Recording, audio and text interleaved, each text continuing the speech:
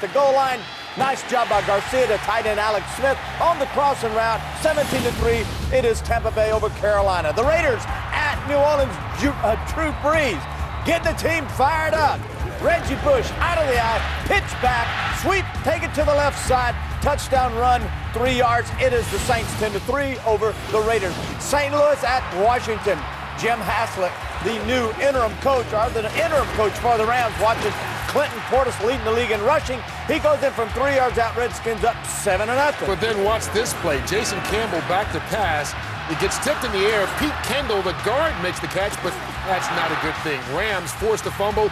O.J. Atagwe picks it up, takes it 75 yards for the score. And get this, the Rams with the lead in the closing seconds of the first half, pending the extra point right now. Thank you so much for taking that highlight. Kurt, Baltimore at Indianapolis. Peyton Manning back down to the right sideline. No one has caught more passes than Harrison and Manning. Manning to Harrison, it is. That's a 67-yarder. Colts up 7-0, and then Manning this time down the right sideline to his other receiver, Reggie Wayne. 22-yard strike, 24-0. Colts on top of the Baltimore Ravens. Elsewhere, the New York Jets hosting Cincinnati, trying to keep the Bengals winless on the season. And right now, that is 17-14. Brett Favre, a touchdown, 13 of 16 passing for the #1 rated quarterback in the National Football League. And the Dolphins lead Houston 14-3 in that game. Patrick Cobb's 2 touchdowns, one of 53 yards and the other for 80 yards. All right. Let's go to Michael Strahan here and talk about those mighty Detroit Lions. The mighty, mighty Detroit Lions. You know, the Lions are putting a lot of pressure on the quarterback today. They only had 4 sacks the entire season. They already have 4 sacks today, limiting the running game, not let Adrian Peterson get it off to a great start. That's the difference. The game is close. They got a great chance today.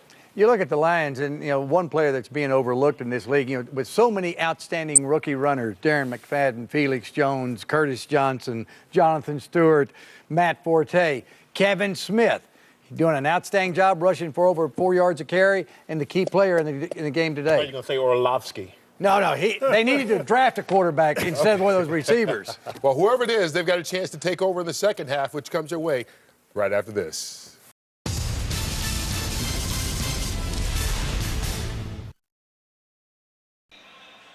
And we have got a barn burner for you here, 3-2 in the bottom of the second inning. Just kidding, 3-2 at the half. Ron Pitts, Tony Vaselli. Tony, here's how I see this one thus far. Detroit, we've talked about it. The pass rush able to put pressure on Gus Frerotte, and I think average starting field position has really hurt Detroit's offense. Yeah, it's amazing that the Lions are really in this game the way their offense is played, but kudos to Joe Barry's defense. They've rushed the passers. They're taking some chances in the back going man-to-man, but the corners have held up so far. And so if the corners are going to cover like that, Lee Bodden and outside, then they can rush the passer and blitz and continue to get after Gus Frerotte. And we've talked through and through about trap game, and you said the veterans believe it, but I don't think the younger guys on the Vikings roster believed it. Well, it's almost like they're sleepwalking a little bit. They're not playing as fast as the Lions, especially when the Lions defense is out there.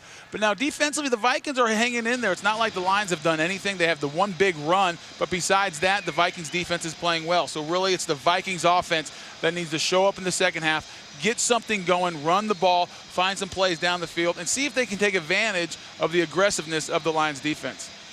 Do you do anything differently as far as offensively trying to push the ball down the field, more deep shots maybe by Orlovsky? Yeah, I think so. Oh, for the Lions, yes, absolutely. Yeah. The Lions need to continue to try to go over the top.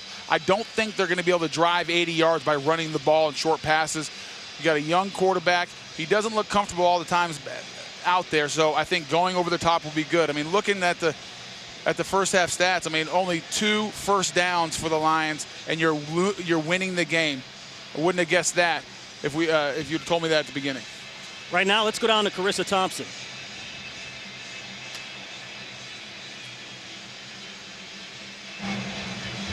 Hello?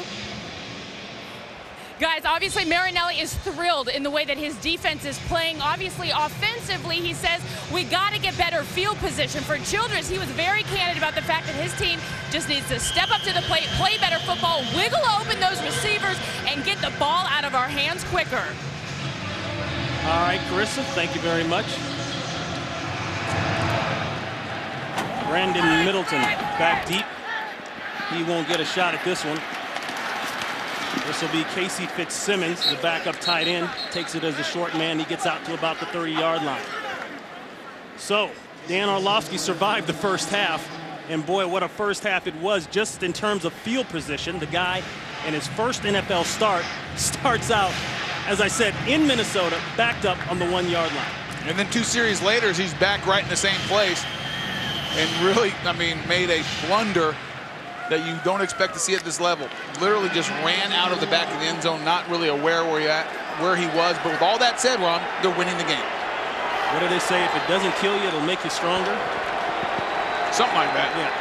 Dan Orlovsky's a lot stronger than he was in the first half. There's a nice run on first down. Rudy Johnson. Johnson brought in as a free agent from the Cincinnati Bengals, actually cut by the Bengals, brought in September 1, and Tatum Bell was cut. Watch Godster Cherilus, the rookie first rounder. This is physical football. Woo, the big man took Ray Edwards and just threw him, pancaked him, landed on him. That's getting physical, allowing your running back Rudy Johnson to get up in there. We talk about positive plays on first down. That was one. That was good for 8 yards. Johnson again breaks a tackle, drags another man, and that's a Lions first down. Good enough for 4 yards. Pat Williams finally brings him down. Ron, you know what? That's not Godster Cherilus. That's the backup, George Foster. My mistake. Let me give George Foster some credit. He's getting physical again. Coming in off the bench as the backup. Lost the job to Godster Cherilus earlier. And George Foster saying, listen, keep me in this game. I'm going to earn my position. George Foster brought in a trade with the Denver Broncos last year, 6-year man out of Georgia. Back to Johnson. Johnson for a couple. Edwards on the tackle. You remember the deal there with Rudy Johnson. He came in September 1. The Lions released Tatum Bell, and then there was an incident of missing luggage. Rudy Johnson's luggage disappeared, and rumor has it was that the then cut Tatum Bell stole his luggage and hid it. Oh, it wasn't rumor. They caught him on video. They caught Tatum Bell on video taking Rudy Johnson's luggage. Now, Tatum Bell says it was a mistake. I don't know about a mistake. Hey, do what you have to do to keep a guy from taking your spot, even if you're no longer on the team. That's a throw and a completion to Roy Williams. Williams, he'll be about 2 yards shy of the first down. And this looks like a different Lions offense. Sure Coming does. out, being physical, running the ball, realizing that, you know, we're probably not going to be able to be a throw-first offense, and they're getting production. We showed George Foster really setting the tempo of how they want to play in the second half, being physical, throwing Ray Edwards around.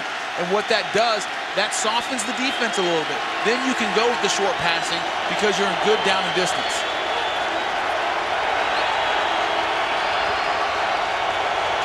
Lions getting the ball out of the hands of Dan Orlovsky very quick. Here comes pressure. They pick it up, looking for a man to go to. He's got a man and almost broke free. That's Rudy Johnson working on Ben Lieber, and it's a first down. And Dan Orlovsky is, you know, a little skittish in the pocket, but you know what he's doing? He's keeping the play alive with his feet. He's moving around, maybe a little early, maybe feeling a little bit of a phantom rush, but at least he's looking downfield. I haven't noticed him looking at the rush yet. A lot of young guys will look at the rush and lose his receivers. Even though he's moving around a little bit, he's keeping an eye downfield. First back-to-back first downs today for the Lions. Johnson with a nice block, and then some. So the Detroit Lions have come out here in the second half. A marker is down. We'll check that. 10-yard penalty. Repeat first down. I believe they called that against left guard Edwin Mulatalo. That wipes out a gain of 11 yards. Edmund Mulatalo is going to be right there, and he's going to be blocking down on Fred Evans. Not too much of a hole, but I think what the official saw is just seeing his hands a little bit outside and Fred Evans turning his body. When the official sees a quick jerk or a quick turn like that and the hands outside, they're going to get the offensive lineman for holding. So 1st and 20. They haven't taken a shot deep this half, maybe one in the first half. You wonder when that might come. That's Johnson, nothing there. Nice play in the backfield. Ray Edwards is battling an injured shoulder. Comes up with a nice play. Well, that's what you don't want is a penalty on first down. You get a positive run with Rudy Johnson, and instead of first down or 2nd and 1, now you're 1st and 20, and you take a bunch of your playbook out of commission. I mean, maybe you get a run there and try to get something back, but now you're looking at second and 20. You hope right here you can just get towards 3rd and 10. A loss of 1. 3 wide receivers on the field for the Lions. Vikings bringing the blitz up. They run. Johnson. Not a whole lot. Cedric Griffin, the corner, comes in for the tackle, pickup of 2. And you can see Jim Coletto, the offensive coordinator for the Detroit Lions, being very conservative. He understands who he has at quarterback. 2nd and long, 3rd and long. It's a defensive snap. They can do a lot of different things. We saw the Vikings bring in both linebackers up on the blitz, right over the center. I expect another kind of what I would call throwaway play, a screen or a draw. 3rd and 19.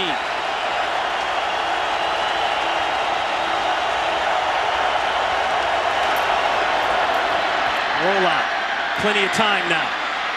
Letting it go deep. Wide open is Johnson. Calvin Johnson down inside the Vikings 20-yard line. They forgot about him. So much for a throwaway play. I mean, after you get a draw, 2 draws, 2 running plays on 1st and 20, 2nd and 20. Jim Coletto showing some confidence in the young quarterback. We talked about Dan Orlovsky. We talked with him yesterday. He talked about having to move the pocket. You don't want the same launch point all the time against this Viking defense, allowing Jared Allen and the rest of the guys to tee off on you. Calvin Johnson finding the soft place in the coverage in the zone. Dan Orlovsky getting the ball to him. 37 yards. They go to a 2 tight end set. There's pressure in the backfield, but Johnson gets away from it. Lieber on the tackle. Nice pickup on 1st down, 5 yards. I would have expected this Viking defense to come out with fire under them after the first half performance. They're the team that's 2-3. They're the team trying to get 500. They're the team at home. But what do we see? We see the Lions with the young quarterback making his first start, 0-4. They come out with the energy. They're running the ball. They're more physical. I'm going to go back to George Foster. I love how he started the game. I think that carries over. And then you get the big play, and right now you're in the red area. They need to hit pay dirt, though. That bootleg again. It's open again. And this is Johnson. He could score. Loses the football. They call it touchdown.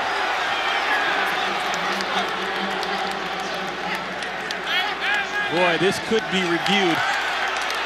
Hard to say whether or not Johnson lost the ball before he passed the goal line. But on the field right now, it is ruled a touchdown. And that was the naked boot. Got Calvin Johnson coming from the other side of the field behind the formation, the fake the run. Oh, and you can see right there from that angle, it looks like he stays in. Looks like he's in. The ball is across the plane of the goal line. I think for sure he is across. The official's in perfect position. The field judge signals, doesn't even hesitate to signal touchdown. And Brad Childress does not throw the marker. The play is off, so it won't matter anyway. And the Lions have come out here in the 2nd half with the curse off. Tony Baselli, I want to remind you, they go up 10-2.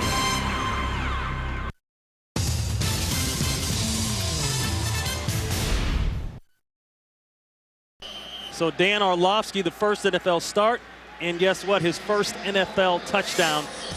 10-play, 69-yard drive, capped off by the 12-yard touchdown pass to Calvin Johnson. And this is a guy not only trying to get into his first NFL game, but the whole team doing it with a new offensive coordinator. You already mentioned his name, Jim Coletto. Mike Martz departed. Coletto's the new man.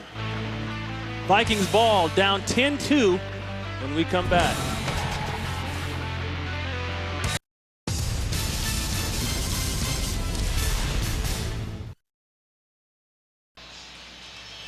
So the Minnesota Vikings are firmly entrenched in the trap we talked about at the top of the game. The score may not show a lot, but the way the Vikings have been playing is, my partner Tony Baselli has mentioned, almost like they're sleepwalking. And you can see the Lions aggressively with the blitz. Guys walking around showing blitz. Meanwhile, the Lions defense has come to play. That's an incomplete pass. And Lee Bodden giving up nothing. And as you recall, Tony, Lee Bodden was the only man that made the top of Chad Johnson's list. Who can cover 85 list? Do you remember that a couple years ago? He said that Lee Bodden was the only guy that could cover him. Well, and I think that's why the Detroit Lions brought him in from Cleveland. And he, not a lot of success early. He's had some problems, but whatever those problems were, he's figured it out today because he's come to play ball. Second down run, a breakthrough by Peterson. Oh, Peterson almost took it to the house. Daniel Bullocks may have saved the touchdown. That's good for 13 yards and a first down for Minnesota. And you talk about being stuck in the trap. This is how you get out of the trap. You see Anthony Herrera on the pole does a good job on Paris Lennon, but Ernie Sims just misses the tackle. You get out of the trap when your best players start making plays. They need Adrian Peterson to start carrying the load, establish his will against the Lions. They'll give it to him again. And he hammers it down to about the 40-yard line, maybe 41. Ernie Sims on the tackle. Ron, I'm a firm believer that players, the leaders, the stars, are the guys who help you get out of a trap. They help you change momentum. When things aren't going your way, it's not the pep talk on the sidelines, it's not the coaches, it's your really good players say, okay, give me the ball. I'm going to put the game on my back and make something happen. Second down and 8. Third carry in a row for Peterson. Got nothing there. And the Lions end up with the football. The runners forward progress was ruled. They mark forward progress, a gain of 2 yards. And obviously the Lions understood that. They understood that the Vikings are going to go back to their bread and butter, which is Adrian Peterson, and they've met the match. They've met the intensity. You see Sean Cody, Dwayne White. I mean, Jared DeVries, the big guys up front. Calvin Pearson coming in from the secondary, just plugging the hole, making a big pile, giving Adrian Peterson nowhere to go. Chester Taylor checks in for Peterson. 3rd and 6. Plenty of time. Deep comeback, intercepted. And that's the man we just talked about. Lee Bodden beaten up in the Detroit papers for the past couple weeks. He comes up big here with the interception. And the first interception of the year for Bodden, the first for the entire Detroit Lion defense.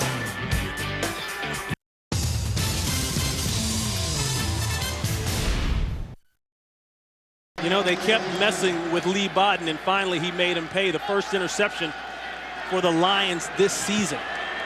He's been playing lockdown all day. Yeah, he has, and that's a big difference from last year, Tony. The Lions started off the year 6-2 with a lot of turnovers. They hadn't gotten those turnovers this year. Play action might be going deep. They are. Looking for Johnson. It's going to be a tight fit. And no call. He was bumped down, and the Lions sideline has erupted. They are furious looking for the pass interference call. They might be right. Tyree Johnson, along with Sharper down the middle of the field. And there's definitely contact, Ron, but the reason they're not going to call that is I don't think it's a catchable ball. He overthrew him by about 3 yards. Even with that, you know, it's hard from that angle to tell, but from up here as I was watching it, it looked like he had too much space. And he would not, even without the contact, would have had a chance to go catch up to that ball. Orlovsky was 5 in a row up to that throw. And there's Johnson. Rudy Johnson rumbling down to the 9-yard line, getting his first start of the season in place of the rookie Kevin Smith. They wanted the veteran presence, and they've gotten it thus far. Let's go down to Carissa Thompson. Guys, this Minnesota defense is mad. Jared Allen, Pat, and Kevin Williams all came to the sidelines fired up looking at that printouts after that last Detroit touchdown. Coaches were all over them. Players were yelling at each other. The only guy not saying anything was Ray Edwards. He sat on the side, didn't say a word, and if there was an emotional meter over here, it would be at an all-time high. Thank you, Carissa. Johnson, 12 carries for 30 yards. They hand to the fullback. Short yardage situation. That's Jerome Felton, and he went backwards. Jared Allen is there. Do you like switching it up and going with the fullback even though Johnson has been able to gash him? Not with this guy right here. That's Pat Williams, who will take on about 3 guys and stand all of them up. Oh, boy. He gives the fullback nowhere to go. Jerome Felton has nowhere to go. He's running into a pile. Why not go with Rudy Johnson? He has a hot hand right now. He just came back from running a real nice run inside the tackles. I would have gone back to him. So that brings on the punting unit for Detroit. Nick Harris. Try to kill this one inside the 10-yard line. He's killed 9 inside the 20. That's 10. It'll be Vikings ball at the 15-yard line when we come back. 10-2. It's all Detroit.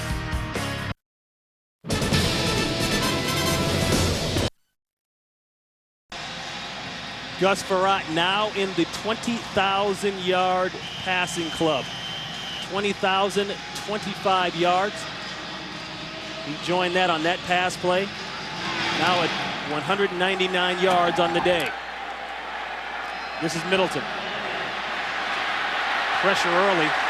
Middleton almost went down at about the 15. Squirts out to about the 20-yard line. Abdullah on the tackle. The game within the game, Tony. Yeah, we talked about how big it was going to be to control Pat and Kevin Williams today, and early the pass rush that Kevin Williams got to Dan Orlowski. Surprisingly, the Lions have done a good job running between the tackles, really taking care of the two big Williams. You see right there, Rudy Johnson breaking a tackle, but when they needed the Kevin and Pat Williams the most, they got it on that big 3rd and 1. Kevin Williams at the bottom of the pile. Pat Williams standing people up. That led to the big touchdown for Bernard Berrien. And for the first time since the first quarter, the noise is back here in the Metrodome. A big series now for Detroit. And the Vikings are playing like it. That's Kevin Williams in the backfield. I was going to say, right on cue, game within the game, Kevin Williams saying, feeling the energy, feeling the crowd, and he's starting to play on the other side of the line of scrimmage. He's right here, working against Manny Ramirez, the young guard, and just overwhelms him too much. Manny Ramirez needs to keep his shoulder square, at least stay in front of him. You can't give up penetration and turn your body like that. A guy like Kevin Williams will just abuse you. Johnson lost 4. And that's a tough matchup no matter how long you played in this league, even if it is just your second start, like Manny Ramirez. 2nd and 14.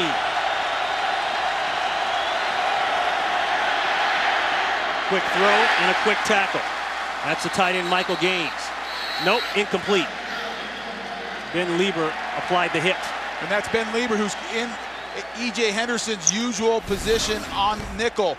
And past Ben Lieber has gone off the field, sitting right there in the middle, and has been on the sidelines. But with the injury to E.J. Henderson, he is now a nickel linebacker. Said he's not completely comfortable with that position yet. But watching film, you can't tell, because against New Orleans, he was very good, had the interception, a pass breakup, and then right there, closing on the ball very well and breaking up another pass. And this is a 3rd and 14.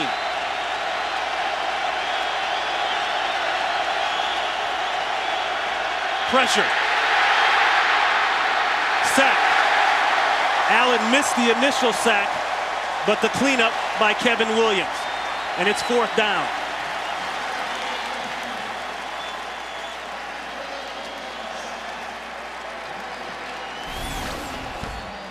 Kevin Williams lined up on the nose, and the pressure comes from the other side. Brian Robinson beating Manny Ramirez again.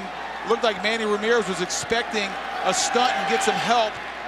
They never ran the stunt, excuse me. Brian Robinson getting a lot of penetration, pushing Dan Orlowski right back to Kevin Williams.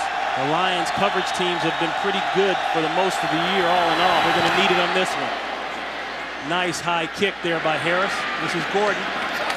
Gordon can't get away from the gunner. Great job there. Flying down the field, Keith Smith, the backup cornerback. Don't forget, tonight it's Game 3 of the National League Championship Series. Going to Los Angeles, Ryan Howard and the Phillies, Manny Ramirez and the Dodgers.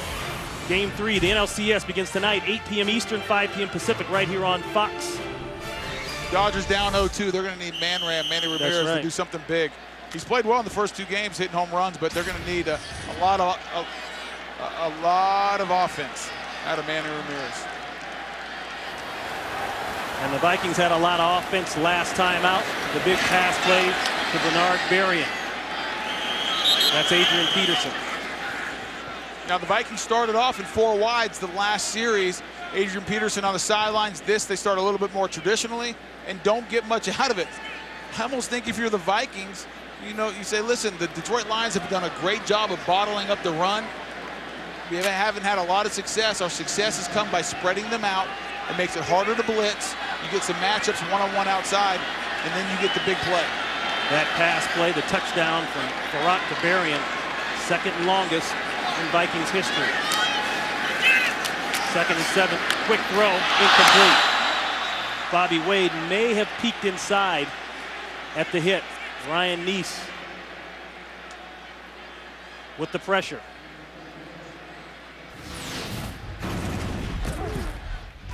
And you just talked about the pressure that they got on that with Ryan Neese, and it's been pressure all day long. They've been hitting Gus Farrat. They've been stuffing the run against Adrian Peterson, and then the big turnover by Lee Bogdan. But here's the one breakdown right here.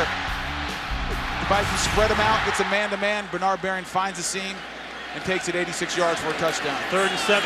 Pressure around the corner. Ball is out. Pearson knocked it away. Picked up by the Vikings. Still a good play for the Lions. Calvin Pearson, the backup corner / safety, comes in on the blitz and makes a play. And we talked to Rod Marinelli about this kid yesterday. Pearson right here coming off the corner. We talked about it just a second ago, Ron, and you said that Rod Marinelli really liked Calvin Pearson. We talked about the pressure, and Joe Barry continues to dial up the blitz, continues to put the pressure on the Vikings. Pearson brought in from Tampa Bay, along with a lot of other players on the Lions team, making some big plays. This is Sean McDonald. Nice kick by Kluwe. McDonald looking for a cut. There it is, and there's also a flag as he's pushed out of bounds at about the 30-yard line. That'll probably be a clip pushing the back, something of that nature. 60 yards on the punt, though. And I think they're going to get Jordan Dizon again for an illegal block in the back.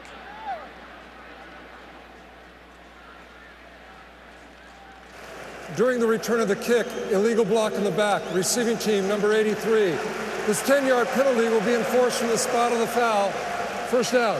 That's John Owens, backup tight end. So once again, it continues to kill the field position for Detroit.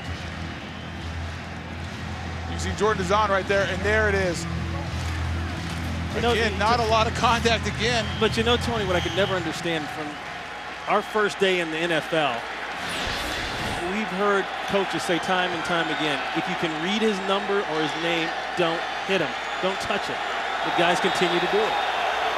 Well, guys are going full speed, trying to make a play. Nobody wants their guy to make the tackle. 1st and 10. Play action, looking deep, got a man. Underthrown, and that's a penalty marker. They're going to get Cedric Griffin, even though that ball was so poorly underthrown. Griffin really didn't have a chance. Well, Ron, the reason the ball's underthrown is because Kevin Williams is hitting Dan Orlowski right in the mouth. I mean, he couldn't step into it. A lot of pressure. Defense, number 23, automatic, first down. You're going to see the pressure. Kevin Williams again working against, oh, excuse me, he's not working against Manny Ramirez any longer. He's working against Andy McCollum now. They brought him in relief of Manny Ramirez. Still, he gets beat. Kevin Williams gets pressure. Calvin Johnson's wide open. If he could have stepped into that ball, could have stepped up, maybe it possibly a touchdown. Cedric Griffin couldn't do anything else but interfere with Calvin Johnson. That one good for 39 yards.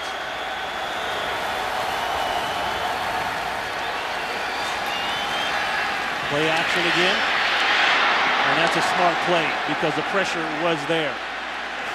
There is no foul for intentional grounding as the quarterback was outside the pocket and threw the ball beyond the line of scrimmage. Second down. Good explanation by Tony Corrente. And Ron, you said it, smart play by the young quarterback. I mean, he's playing beyond his years, except for running out of the back of the end zone. Besides that, he's making some smart plays. Understands he's outside the tackle box. As long as he gets the ball across the line of scrimmage, they're not going to call it intentional grounding. The worst thing he could do right now is take a sack for a big loss. So the right side for the Detroit Lions with their backups in. Foster came in earlier for Gosder Cherilus. And Andy McCullum now in at the right guard spot for Manny Ramirez, who initially replaced Peterman. That's Rudy Johnson. And Rudy Johnson running very physical, and I like that call. I think I'd like to see a little bit more of the run with Rudy Johnson on first down. They're getting positive yards. And if you can get some positive yardage on first down, what you do for your young quarterback, make it much more manageable for second and third down. But right now, this Detroit offensive line, you talked about the backups being in right now. but they're doing a good job of controlling the two Williams inside for the most part. They're really hurting more in the pass than the run right now. And Rudy Johnson running, very physical. We're told the replacement of Ramirez is a coaching decision. 3rd and 5. And Orlovsky goes down. A marker flies out late.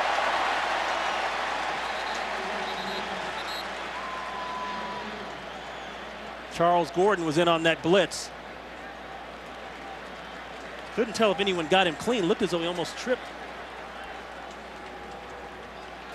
Holding, offense number 34. This penalty has been declined. The result of the play, 4th down. That's Kevin Smith with the hold. Yeah, I think it was the turf monster that got him, Ron. You can see right there, Ben Lieber. Pulled a Jim Everett. Yeah, Ben Lieber is getting ready to come in and put some pressure on him. He has pressure outside, tries to step up, and he just loses footing. It can happen. You don't want it to happen, but it can happen. You offensive linemen don't like that. No, because that's a sack. That goes down as a sack for whoever touches him first. Nice high punt there by Harris. Fair catch forced by Gordon inside the 10-yard line. We are winding down here in the third quarter, and you know, Tony, we talked about this being a big game for the Minnesota Vikings, trying to keep pace with the Chicago Bears. The Vikings barely missing the playoffs last year at 8-8. A very active offseason. Acquired a total of 8 players and paid some big money for a couple guys. Guys like Jared Allen, they brought in that trade, 6 years, $74 million. Bernard Berrien, he showed us a little of that money a couple series ago, $16 million guaranteed. Vikings approaching this as one of those years where they feel they should make a run. With this guy running the ball, you've always got a shot. Peterson still going with a great run on 1st down, at least 9 yards. And that is the end of the 3rd quarter. NFL on Fox continues after these short commercial messages. This is the end of the 3rd quarter.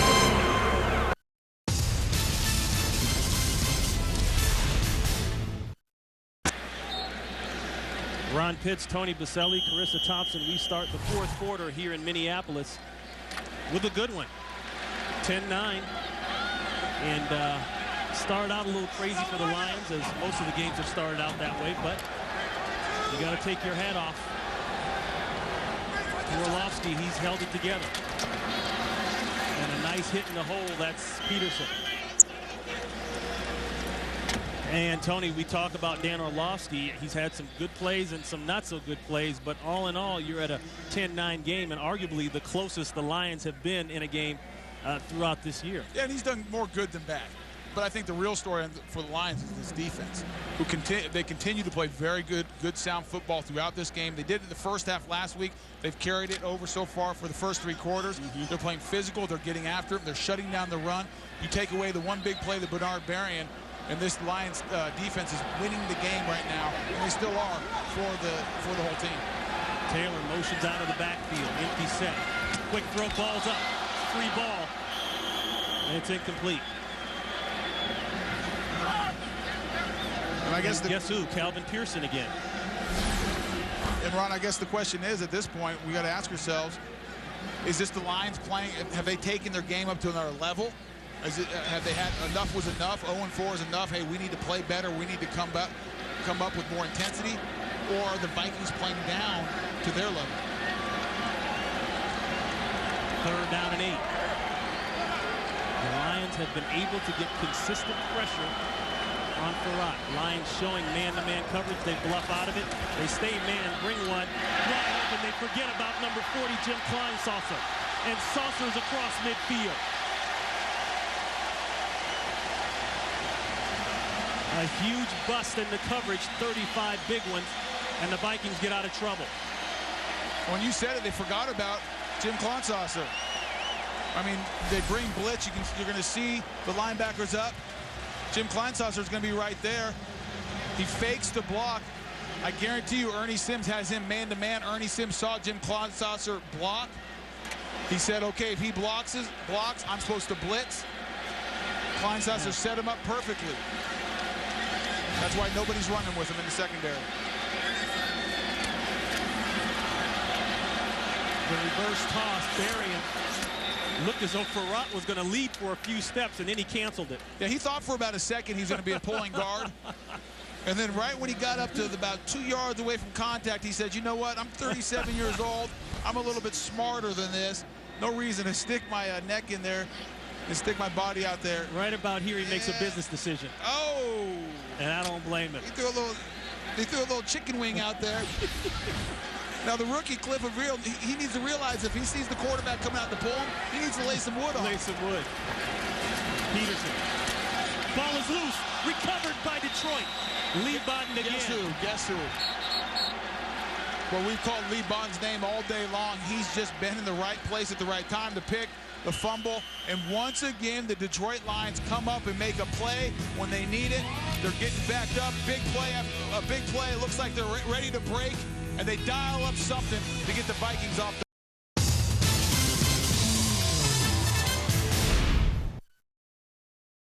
recovered by Detroit. Lee Bodden again. Guess who? Well, we've called Lee Bodden's name all day long. He's just been in the right place at the right time to pick the fumble. And once again, the Detroit Lions come up and make a play when they need it. They're getting backed up. Big play after a big play. It looks like they're ready to break. And they dial up something to get the Vikings off the field.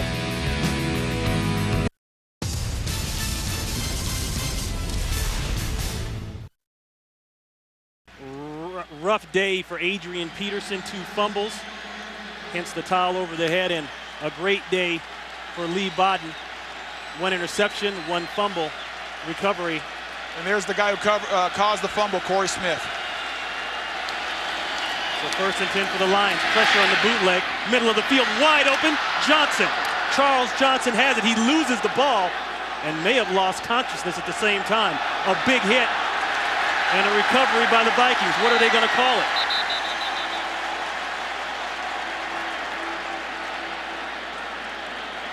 There was a couple big hits on that play. You got Dan Orlovsky on the back. Orlovsky's down. He's slow to get up after Ray Edwards hit him.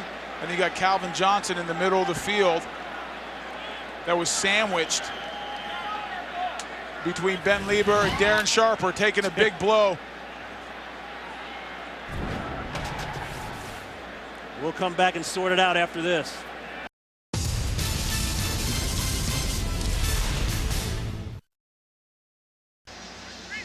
The Lions have thrown out the red challenge flag. This may be the biggest play of the game.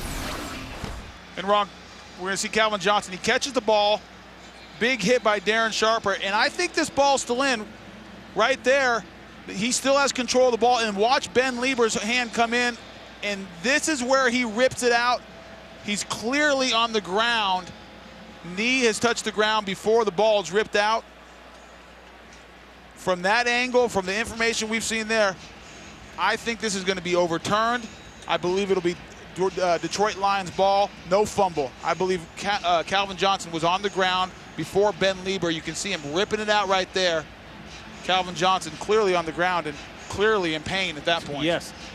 Remember, the call on the field now is catch, fumble, recovery by Minnesota. But Ron, looking at that, don't you believe they had conclusive evidence to overturn it? Absolutely. Absolutely. Now, let me ask you this, just to play devil's advocate. On the other side, if you're Minnesota, would you review to see if he even made a clean catch and had possession throughout? Well, but now the one thing, when they go under the booth, they review everything. Not only what you ask them to review, they'll look at everything from the start of the play. So they're going to first make sure that it was a catch. Once they determine that it was a catch, and then they're going to determine whether it was a fumble or not. Right. And I say that assuming that they did catch that other side of it, but we'll see. Well, you got to believe, I think you're right, Ron, about saying one thing. You got to believe Brad Childress is going to say as soon as if they review it and overturn it, they're going to say, hey, did you look and make sure it was a catch? I think you're dead on in that case. So here comes Tony Corrente with a verdict. After reviewing the play, the ruling on the field will stand as a fumble recovered by Minnesota. Detroit will be charged with their first timeout. Wow. Then the only thing I can go to, Tony, is that the ball, kind of like last Monday night, the ball is on its way out. They must have felt so, but if you look at the... But it doesn't the ball, feel so here. The ball can be moving and you can still control it. I mean, And it looks like clearly right there he has the ball, his knee is down. And watch Ben Lieber, it's not until after he's down. Right here is where he rips it out. It's no fumble. If Ben Lieber doesn't rip the ball out when he's on the ground, I don't believe the ball ever comes loose. Right. And I think that's what you have to look at if you're looking at the replay. I don't know that it's clear that that ball is on the way out. It looked as though Johnson still had possession of it. So back to the ground game, and boy, it's been tough sledding all day long for Peterson. Ernie Sims there, and that's one thing that Sims says you have to do against Adrian Peterson. You got to tag him later and take that physical game out of it. He likes to try to run people over and be aggressive. Ernie Sims says, hey, listen, this is the linebacker's dream. Yeah. Adrian Peterson's going to come in the hole, and he's going to try to run you over, and Ernie Sims says, listen, I'm going to try to knock him out. I mean, he wanted that matchup. He was looking forward to that matchup with Adrian Peterson. 2nd and 6, play action. Barat wide open the crosser. That's Bobby Wade, and Wade will run for a while. And Wade loses the ball, but he's out of bounds inside the 10-yard line. Lee Bodden knocked it out. And we've got an injured Lion way back upfield. And that's one thing that has been consistent this year against the Detroit Lions at times. There are guys running wide open. And Paris Lennon looks like he's in no man's land, not really getting any depth on his drop.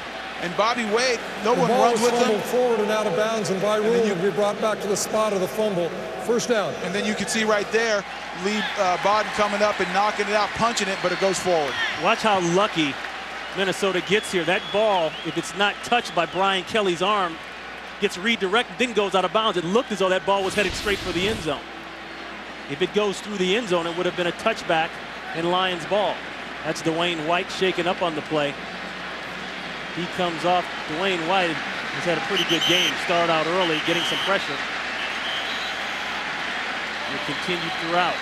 Cliff Averill, third-round pick out of Purdue, comes in to sub for Dwayne White. So now the Vikings with the big pass play, they are knocking at the door. And that's one thing that's been so frustrating to Rod Marinelli and Joe Barry, the defensive coordinator, is those big pass plays. Guys running wide open, breakdown coverages.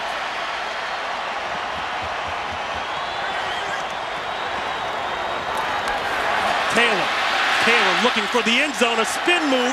Taylor still going. Marker is down. Let's check the flag. This could be coming back, but a nice run by Taylor. Holding, offense number 62. 10-yard penalty, 2nd down. That's the right tackle, Ryan Cook, popped for the hold. Ryan Cook right here, you said at the right tackle, working the backside of the play, and he gets a late start, and he just tackles Jared DeVries. He's laid off the ball, and as an offensive lineman, when your backside of the play, Ron, you have to get off on the snap count so you can cut that guy off and seal the backside. Ryan Cook is late, and that's why he has to hold on. So we're looking at a 1st and goal, empty backfield. Taylor split out to the left. Varian in the slot next to him. Outside throw, there's a sailor. Barat went down. I don't think he got what he wanted on that one. Intended for Robert Ferguson. And that was Corey Redding coming from his defensive tackle position, putting pressure on Gus Frerotte. If you're going to go no back and spread people out, that's a lot of pressure. The offensive line has to really dig in because you know you're going to have a lot of one-on-one battles. 2nd and goal.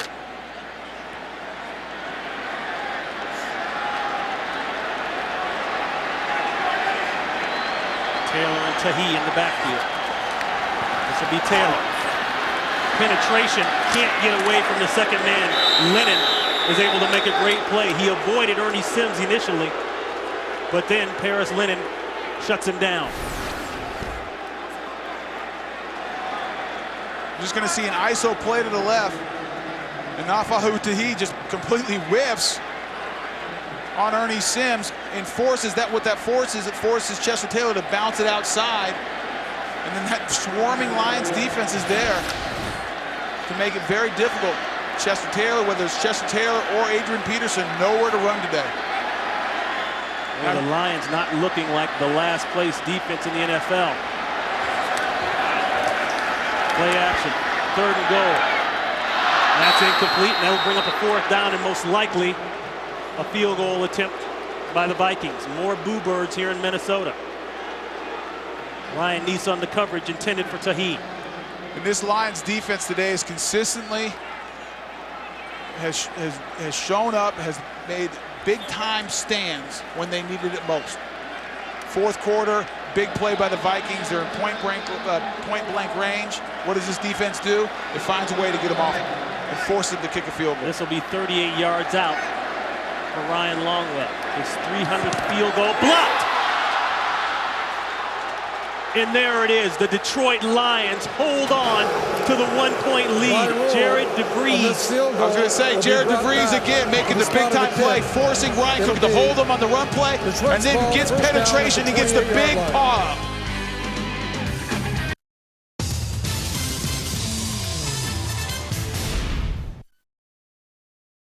Ben Lieber slow to get up. Boy, the Lions have made it physical up front. The Lions are going right at him. Not afraid to run between the tackles, something we weren't sure they could do. And Edwin Mulitalo does a good job of washing Pat Williams.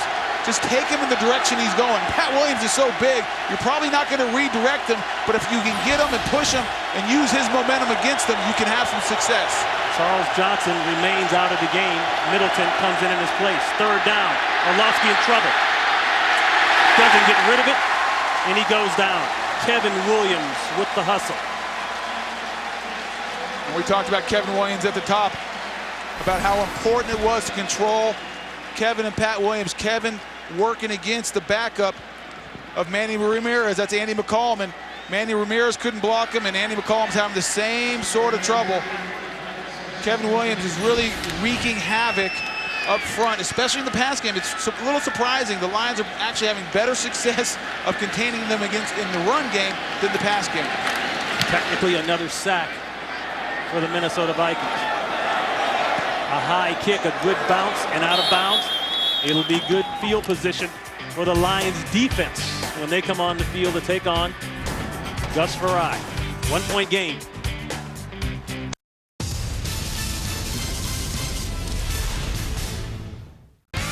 Monday Night Football on NASN. The Giants are looking good in the competitive NFC East, but the Browns will be at 100% and fighting for a win on home turf. New York Giants versus the Cleveland Browns. Coverage starts with ESPN's Monday Night Countdown, tonight only on NASN.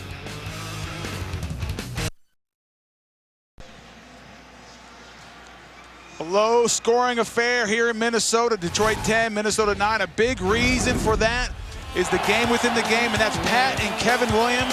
And specifically right now, it's Kevin Williams being completely disruptive. Nobody can block him, run or pass, and making Dan Orlowski's life miserable at this point. 1st and 10, the quick slant inside. And they have got nothing on that side with Lee Bodden. I might want to go to the other side. Yeah, I might want to go find out where Brian Kelly's playing, because Lee Bodden is shutting you down. He's locked down right now. And they really have had no success against him at all.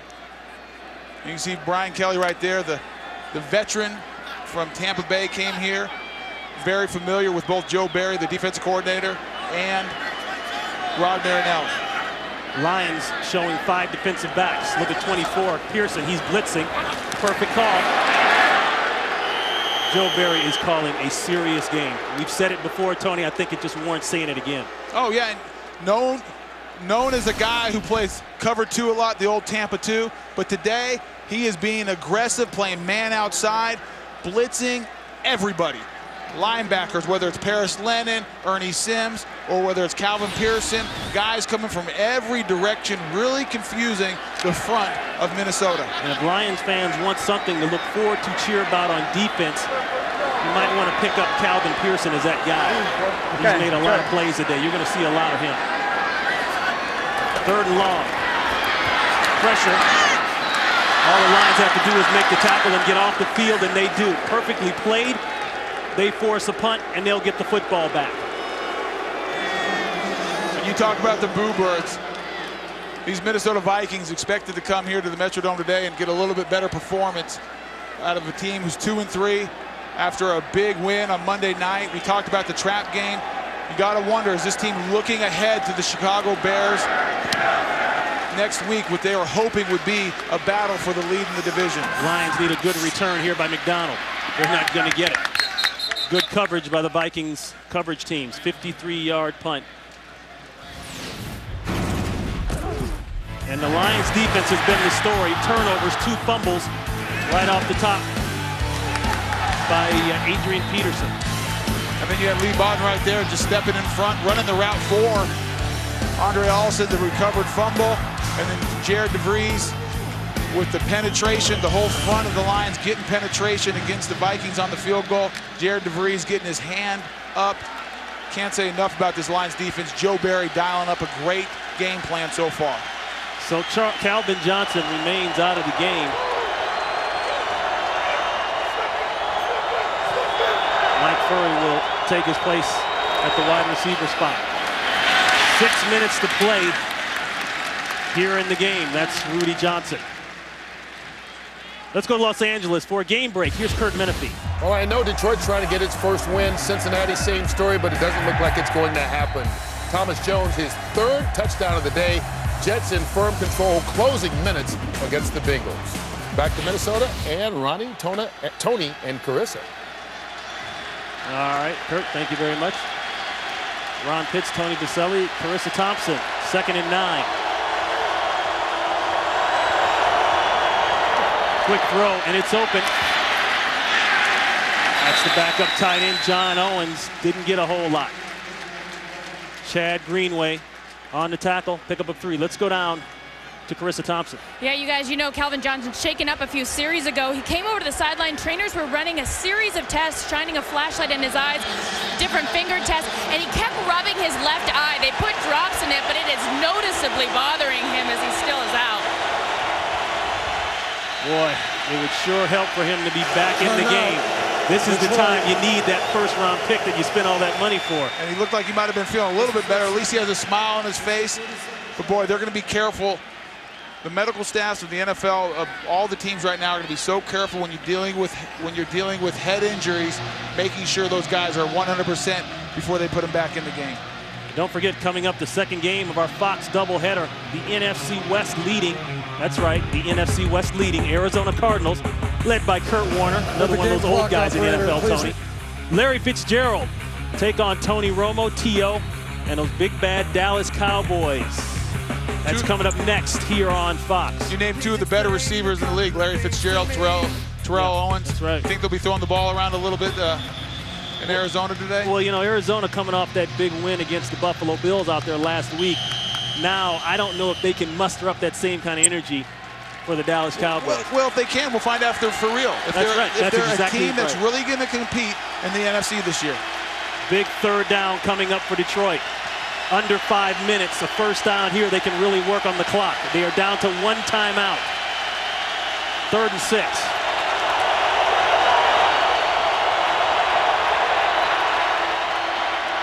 Orlovsky shoots wide, and it's incomplete. That would have been a first down. I believe Furry would have come down inbounds. He was well beyond the marker. Winfield on the coverage. And Fury right there does a good job of running off Antoine Winfield. Winfield slips a little bit, and the ball is just high and outside. Got to make that throw. You know, it's the little things coaches always talk about that lose games for you. Now you're going to give the ball back to the Minnesota Vikings. Nick Harris standing at his 28-yard line. Good punt. This one might go into the end zone. Wow. Nick Harris got all of that one. 58-yard punt by Harris. And it started off with the Lions in trouble early. Orlovsky going out of bounds, out of the end zone for a safety. Came back, nice drive, hit Calvin Johnson, fumbled the ball, but it was a touchdown. His first NFL touchdown, and he gets to spike the ball. But then the big play that the Vikings were looking for, Bernard Berrien, 86-yard touchdown pass. The blocked field goal was huge here in the second half. That man, Jared DeVries, and he preserves the 1-point lead for the Lions. 4:41 to play here in the game. They put it on the ground. There's Peterson, and Peterson has got close to 10. That was a good run by Adrian Peterson, but we have not seen a lot of that today for the most part. The front seven of the Detroit Lions has done a good job of hemming up both Adrian Peterson and Chester Taylor. And that's Daniel Bullock's checking out. Calvin Pearson comes in. We'll check on Bullock's. And that was the first carry for Adrian Peterson in 2 series. The last carry before that, he fumbled the ball.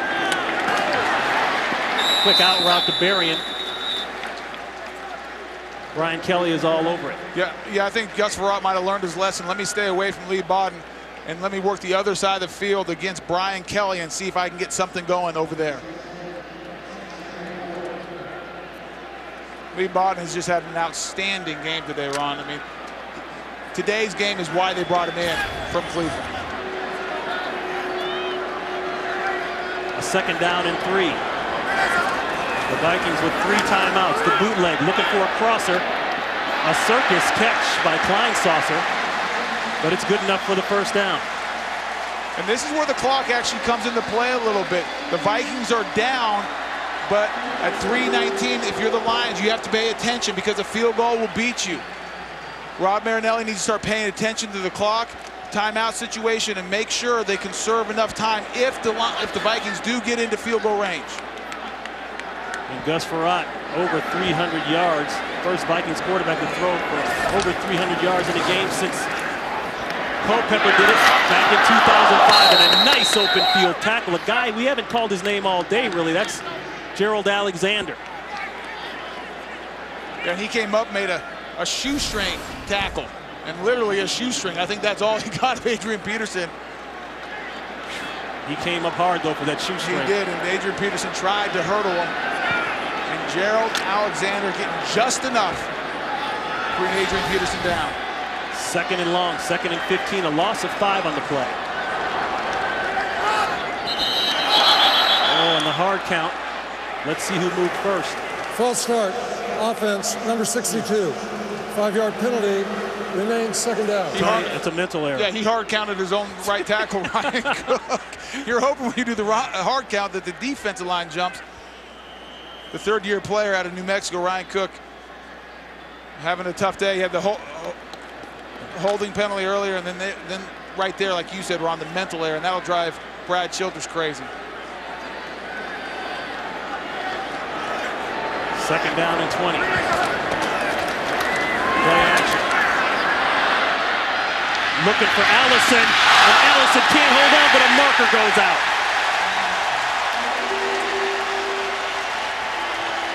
They're going to get Lee Bodden.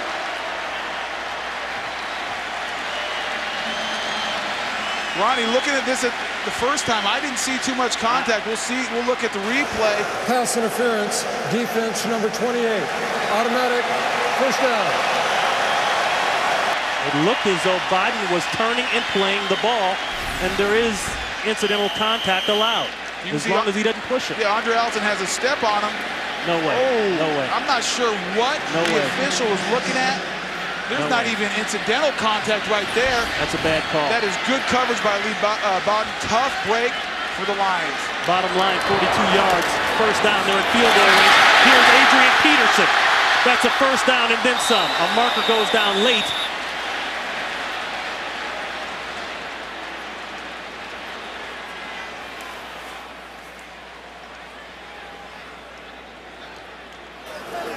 Holding, offense, number 19.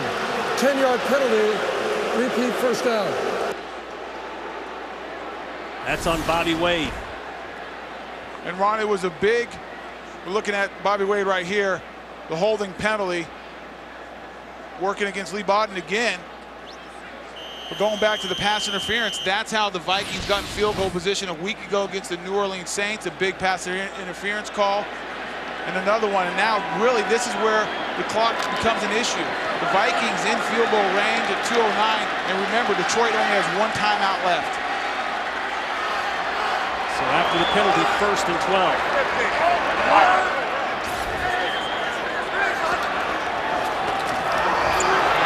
Wide open again for Peterson. Ran the play in the same direction. A 1st down. Excuse me, that's Chester Taylor. Langston Moore on the tackle. The play resulted in a first down. This is the 2-minute warning. The Vikings coming right up the gut. The Lions stunt themselves out. They have a slant on to the right. Chester Taylor is very patient, allows the lineman to clear, hits the gap. That's the 2-minute warning.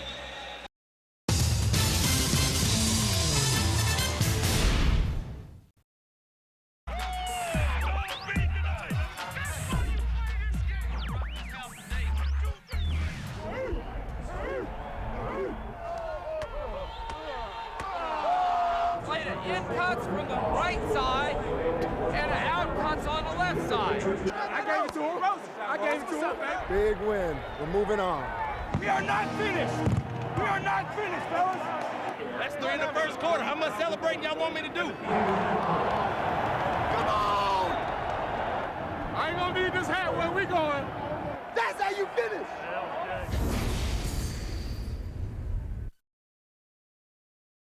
Adrian Peterson checks in at the halfback spot. Peterson with a lane. He's down inside the 10-yard line. They are in field goal range thanks to the penalty. And well in the range of that man, Ryan Longwell. He's got 13 game winners, career game winners. And he's got 13 field goals, the most for any kicker in the NFL this year. And here's the key play, Ron. Boy, I got to say, questionable pass interference call right there, Ron, and that was 2nd and 20. The Detroit Lions had them in the perfect position right where they want them. Gus Frerotte throws one up to Andre Allison, and the next thing you know, you get a penalty flag against Lee Bodden. Boy, when you're 0-4, that's a tough way to give up a big play. Really playing good defense, and Lee Bodden has played well all day. And as we look at the field right now, that's Gerald Alexander on the field. And with the injury, the Detroit Lions only had 1 timeout left by rule under 2 minutes. The Detroit Lions, because of the injury, will be charged with a timeout, so the clock will stop with 1:44. And it's 2nd and 5. Really, if you're the Vikings, yeah. if you're the Minnesota Vikings, you run the ball 2 more times. You can run the ball. You can run the clock almost down to 30 seconds.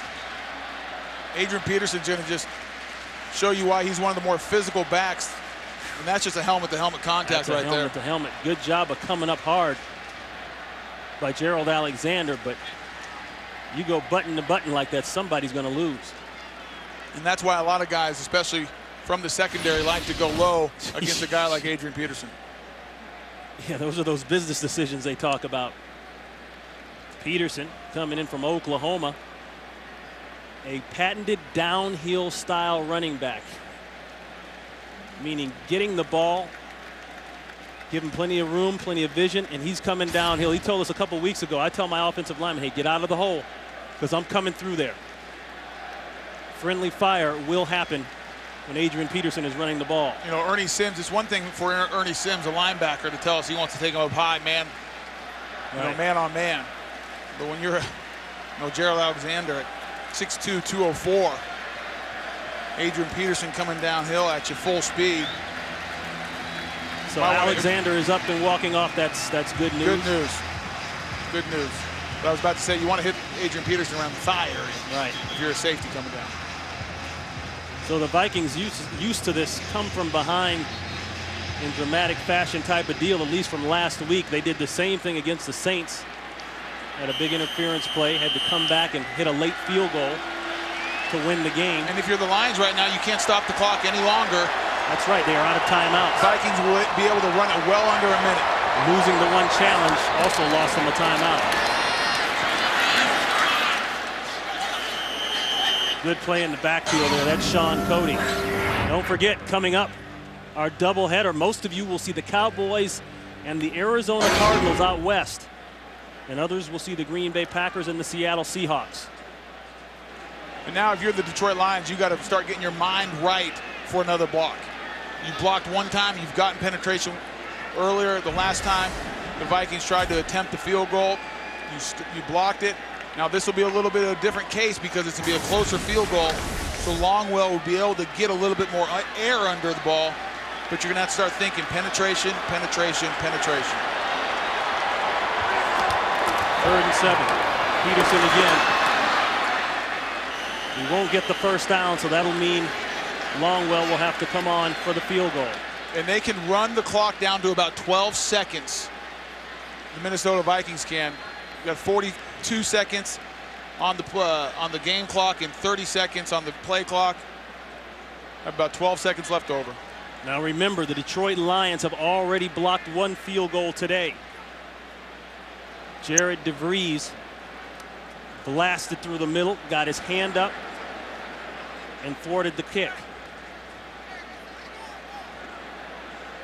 And they'll be rushing on the Vikings left side of their offensive line. Minnesota, this is their first.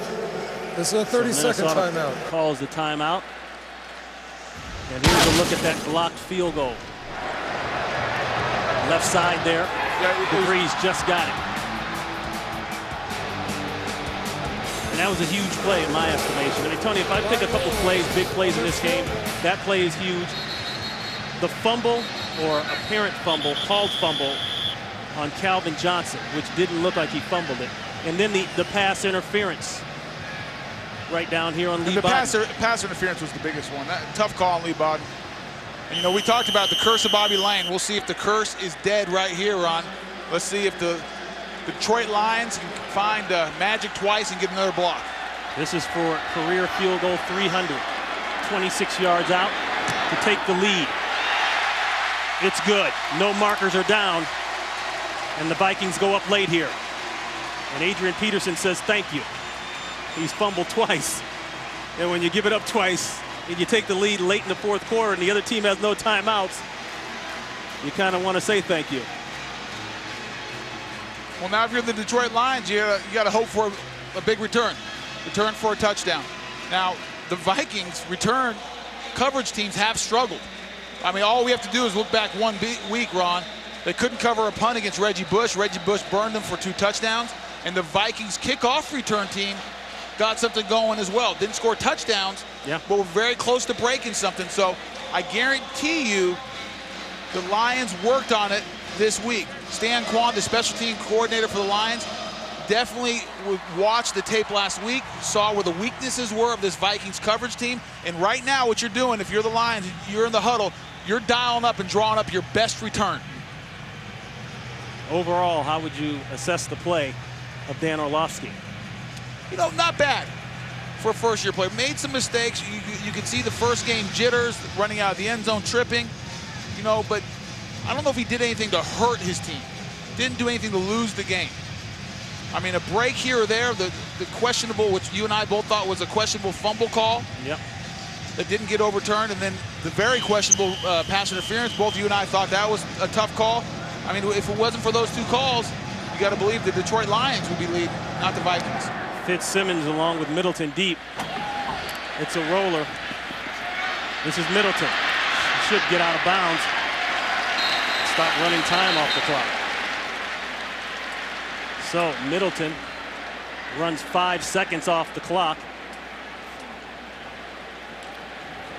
They've got 4 seconds left and no timeouts. And this is where not having Calvin Johnson on the field even hurts more at 6'5".